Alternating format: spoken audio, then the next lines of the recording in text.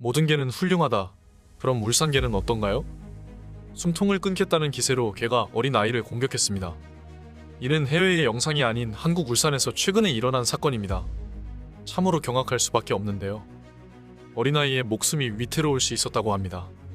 마침 지나가던 용감한 택배기사분이 아니었다면 아이한테 어떤 끔찍한 일이 벌어졌을지 상상조차 하기 싫습니다. 개가 사람을 공격해 치명적인 상태로 이르게 한 것은 이번이 처음이 아닙니다. 2021년 남양주에서 50대 여성이 무려 25kg이 넘는 개의 공격을 받아 사망했습니다. 이 무서운 개는 인근 강아지 농장을 탈출했다고 하는데요. 이러한 개들을 마구잡이로 키우는 불법 행위를 하는 사람들도 문제입니다. 2016년 경기도에서 70대 할머니가 핏불에 의해서 손가락과 다리를 잃었습니다. 이 견주는 맹견을 8마리나 키우고 있었다고 합니다. 사람들에게 공포심을 유발하는 맹견을 키우는 사람들의 심리가 무엇일까요? 스스로를 지키고 싶은 걸까요? 아니면 겁을 주기 위해서일까요?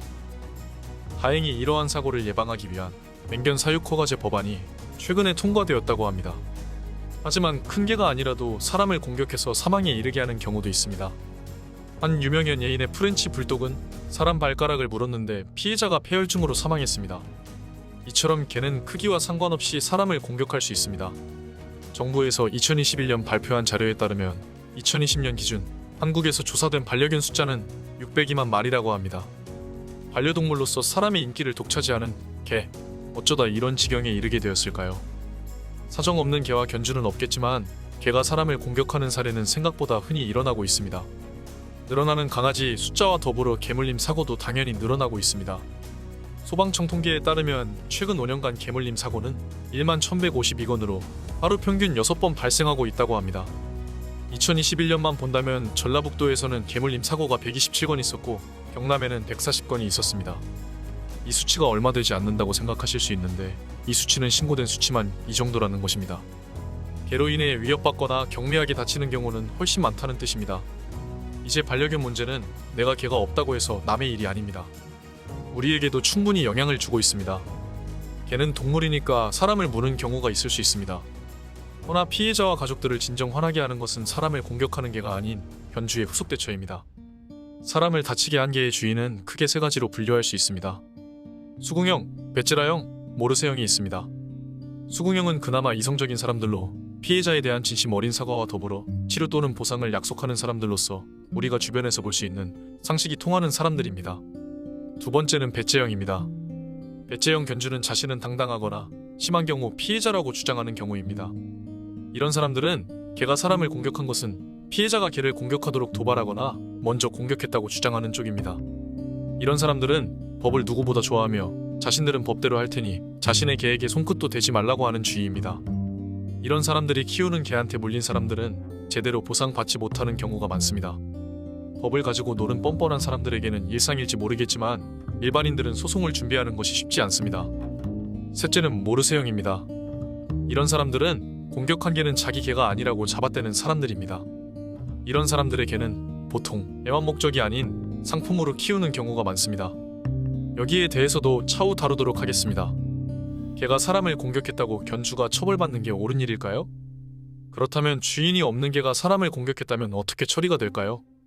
들개가 사람을 공격해서 크게 상해를 입혔다고 가정을 해봅시다. 그 개가 처분되는 것에 대해서 불만을 가질 사람들이 많지 않을 것 같습니다. 사람들이 키우는 개도 개에 맞는 처벌을 받아야 합니다. 하지만 실상은 그렇지 못합니다. 누군가에게 개는 가족이며 누군가에는 개는 재산일 수 있습니다. 하지만 개를 가족이라고 여기든 재산이라고 여기든 피해자에 대한 보상과 더불어 처벌이 필요합니다. 왜 개가 사람을 물어서 상해를 입히는 것에 대해서 사람이 책임져야 할까요? 그렇다면 개가 아닌 사물이 사람을 해치는 경우를 가정해 봅시다. 비탈길에 주차를 했는데 그 차가 미끄러져 밑에 지나가는 행인을 쳤습니다. 그렇다면 주차한 차주는 책임이 없을까요? 대부분의 사람들은 책임이 있다라고 말씀하실 겁니다. 차주 입장에서는 억울할 수 있습니다. 나는 분명 주차 브레이크를 확실히 넣었다. 바퀴 뒤에 벽돌을 두어서 미끄러짐을 방지했다 등의 주장을 할 수 있습니다. 하지만 차주의 입장이 어떤가를 떠나서 자신의 소유물에 의하여 사람이 다쳤습니다. 고로 차주는 책임으로부터 자유롭지 못합니다. 하지만 자신의 개가 사람을 문 경우 많은 견주들이 자신의 개에 대한 법적인 처벌을 받아들이려고 하지 않습니다. 특히 피해가 심한 경우 그 반항이 더욱 드셉니다. 그 반항의 원인이 반려견이자 가족이라는 존재가 다칠 수 있다는 두려움 때문인지 아니면 자신의 소유물, 즉 재산에 피해가 간다는 것인지는 확실하지 않습니다. 어느 경우든지 간에 피해자가 존재한다면 견주들도 책임이 있다는 것을 사람들이 인지했으면 합니다. 이러한 견주들의 오락가락한 태도 때문에 피해자들은 보상을 받거나 받지 못할 수도 있습니다. 중요한 것은 사람 간의 분쟁이 생기면 그것을 중재할 수 있는 법이 존재한다는 것입니다. 간혹 선진국에는 동물보호법이 존재하므로 개에 대한 처벌이 없거나 경미할 것이라고 생각하는 분들이 계십니다. 그렇다면 선진국에서는 개물림 사고를 어떻게 법으로 관리하고 있을까요? 스웨덴에서는 개가 가한 애에 대해서 견주가 책임지게 하고 있습니다.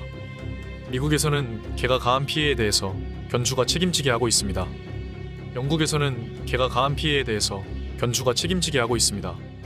호주에서는 개가 가한 피해에 대해서 견주가 책임지게 하고 있습니다. 한국에서는 어떨까요? 한국도 다른 나라와 다르지 않습니다. 견주가 책임을 져야 합니다. 견주 입장에서는 억울할 수 있습니다. 개 다루는 법을 알려주지도 않고 책임을 묻는 것은 가혹할 수 있습니다. 이러한 사고를 사전에 예방할 수 있는 교육 시스템이 필요합니다. 서양은 동네마다 개 훈련소가 있는 거 아냐? 라고 생각할 수 있습니다. 아닙니다. 대부분 방문 예약이나 온라인으로 이루어지고 그 훈련소 숫자도 딱 면적에 비하면 그렇게 많지 않습니다.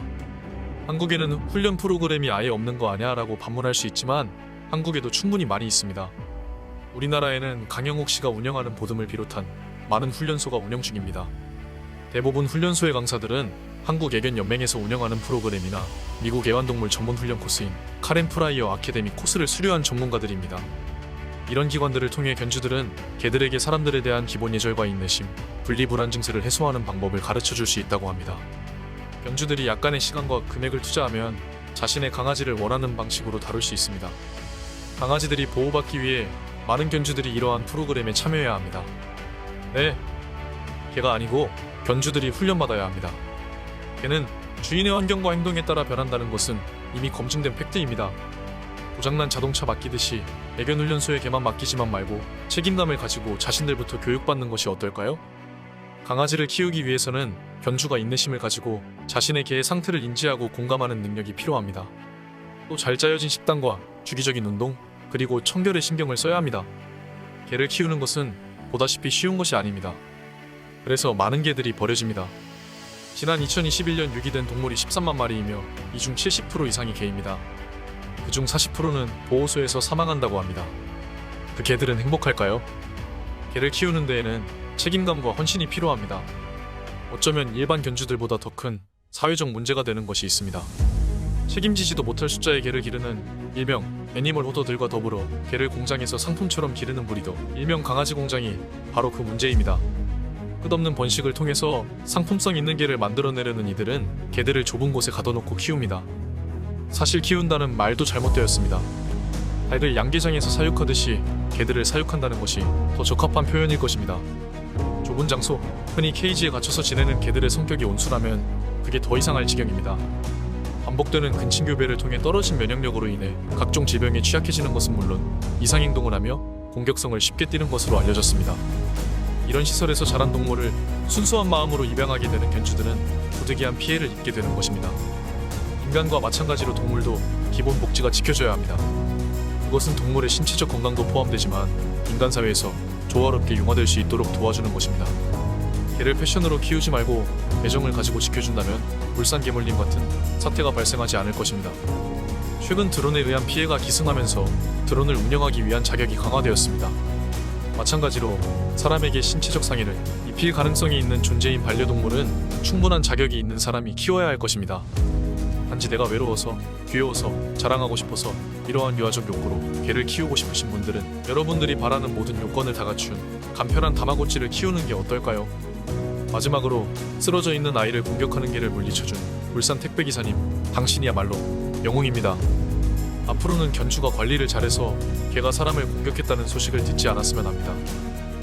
이상 호빵튜브였습니다.